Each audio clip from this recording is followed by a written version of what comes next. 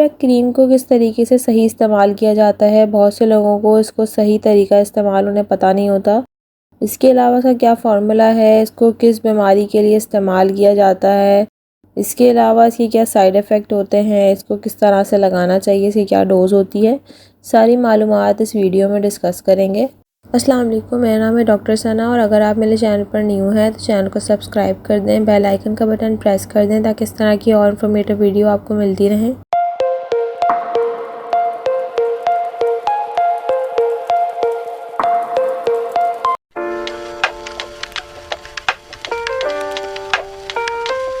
वेजिबैक cream का जो formula है वो है क्लिंडामाइसिन और ये 2% की स्ट्रेंथ में आती है। 40 ग्राम की इसकी पैकेजिंग होती है। ये एक ब्रॉड स्पेक्ट्रम एंटीबायोटिक है, यानी कि ये बहुत सारे बैक्टीरियल इन्फेक्शन के लिए इस्तेमाल की जाती है।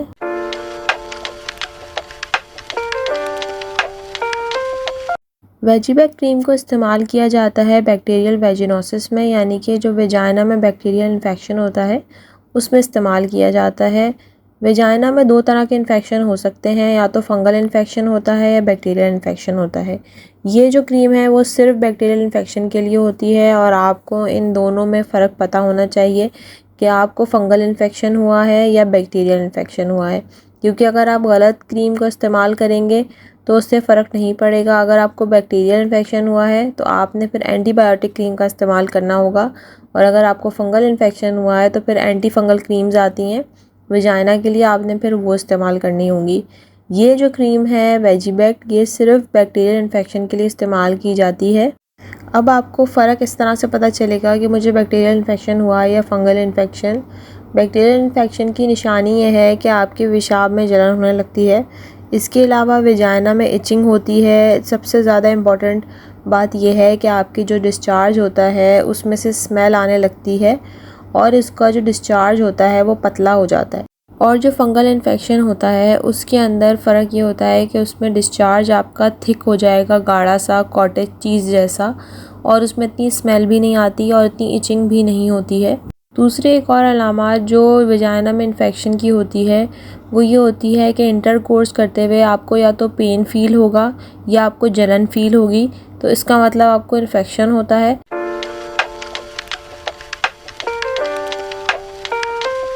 प्रेगनेंसी में या ब्रेस्ट फीडिंग में इसका इस्तेमाल किया जा सकता है, लेकिन बेहतर यही है कि आप एहतियात करें और अपनी गायनी से ज़रूर कंसल्ट करके इसको इस्तेमाल कीजिए।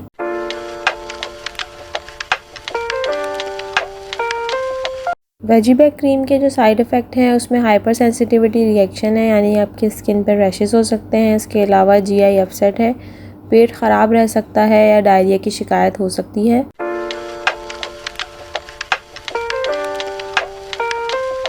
वेजिबैक क्रीम की जो डोज़ है वो अगर आपकी एज 18+ है तो आप रात में इसको एक दफ़ा इस्तेमाल कर सकते हैं। इसके अंदर 7 एप्लीकेटर्स आते हैं और आप रोज़ एक नया एप्लीकेटर इस्तेमाल कर सकते हैं। इसकी जो ड्यूरेशन है वो 3 to 7 डेज़ का कोर्स होता है।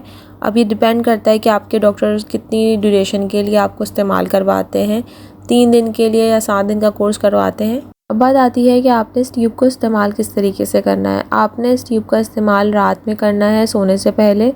अगर आपने वॉशरूम जाना है तो पहले आप वॉशरूम होकर आ जाएं। उसके बाद आपने ट्यूब अप्लाई करने के बाद वॉशरूम नहीं जाना है। आपने सबसे पहले बेड पर रिलैक्स होकर लेट जाएं। उसके बाद आपने जो उसमें एप्लीकेटर है वो मैंने पिक्चर में आपको शो किया है कि उसमें प्लंगर क्या होता है, वो आपने पीछे की तरफ खींचना है और उसमें स्पेस बनानी है ताकि क्रीम चली जाए। उसके बाद आपने एप्लीकेटर का जो मुंह है वो ट्यूब के मुंह की तरफ उसको फिक्स करना है और ट्यूब दबा के सारी जो ट्यूब है जितनी उसमें आ रही है वो आपने उसमें ले लेनी है। उसके बाद आपने रिलैक्स होकर लेट जाएं। आपको मैं पिक्चर में शो कर दूंगी किस तरीके से आपने अपने पैरों की पोजीशन को रखना है। आपने पैर खोल के बिल्कुल रिलैक्स होके बिल्कुल हल्के हल्के करके डालिएगा। एकदम से डालेंगी एप्लीकेटर तो नहीं जाएगा और बल्कि और बर्निंग या पेन होगा। आपने स्लोली स्लोली डालना है जितना आप डाल सकें। अगर हाफ़ चला जाता है तो गुड है, क्योंकि अगर आप बहुत ज़्यादा अंदर नहीं डालेंगी तो क्रीम बाहर की तरफ आ जाएगी। आपने हाफ़ कोशिश करना है एप्लीकेटर चला जाए अंदर जितना जा सके इजीली। उसके बाद फिर आपने स्लोली स्लोली क्रीम को अंदर इंसर्ट करना है, प्लंगर को प्रेस करना है।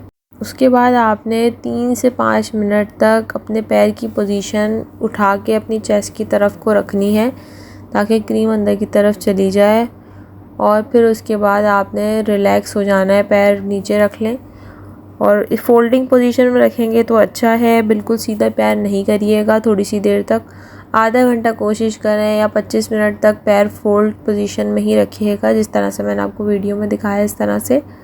उसके बाद फिर आप आराम से अपनी जो नॉर्मल आपकी सोने वाली पोजीशन होती है उसमें आप कर सकते हैं। वीडियो अच्छी लगी हो तो चैनल को सब्सक्राइब कर दें, वीडियो को लाइक एंड शेयर करें। अगर आपका कोई क्वेश्चन हो तो कमेंट सेक्शन में ज़रूर पूछें। अपना बहुत सारा ख्याल रखिएगा। अल्लाह हाफ़िज़।